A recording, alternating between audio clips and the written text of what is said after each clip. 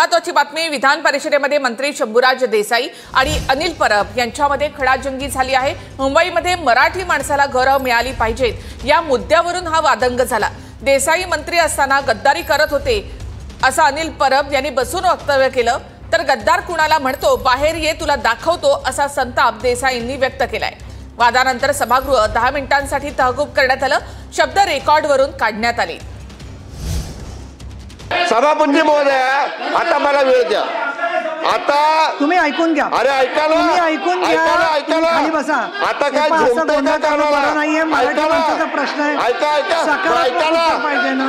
ऐकून घ्या। नाही असं बोलायचं नाही, शांत। एक मिनिट सांगू का आम्ही काय करतो तो ते सांगू का? काय गद्दारी सांगतो?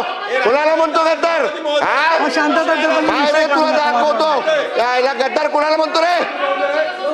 काय गद्दार काय म्हणतो? सभागृह 10 मिनिटांसाठी थांबवते कामकाज। तर विधान परिषदेमध्ये मंत्री शंभूराज देसाई आणि अनिल परब यांच्यामध्ये खडाजंगी झाली। मुंबईमध्ये मराठी माणसाला घरं मिळाली पाहिजेत या मुद्द्यावरून हा वादंग झाला। देसाई मंत्री असताना गद्दारी करत होते असं अनिल परब यांनी वक्तव्य केलं। तर गद्दार कुणाला म्हणतो, बाहेर ये तुला दाखवतो असा संताप देसाईंनी व्यक्त केलाय।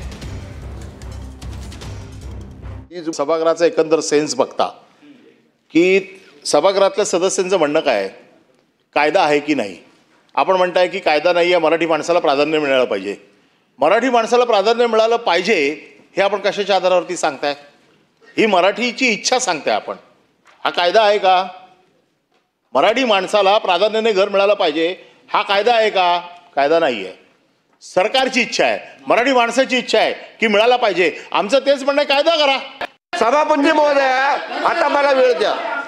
आता तुम्ही ऐकून घ्या। अरे ऐकायला, तुम्ही ऐकून घ्या, खाली बसा। आता काय झोपतोय का कानाला? नाहीये, मराठी माणसाचा प्रश्न आहे। ऐका पाहिजे ना।